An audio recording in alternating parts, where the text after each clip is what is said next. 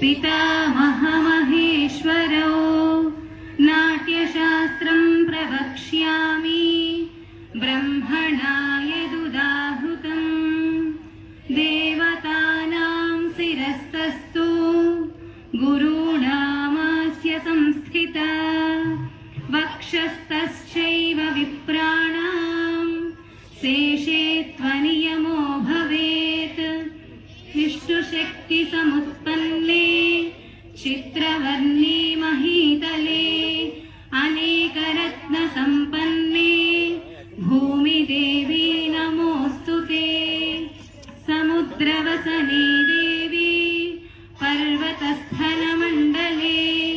नाट्यं करिष्ये भूदेवी पादघातं क्षमस्व मे कटी कर्णसमायत्र कूर्परांसशिरस्तथा समुन्नतौरश्चैव सौष्ठवं नाम तद्भवेत् प्रायेण करणे कार्यो वामो वक्षस्थितः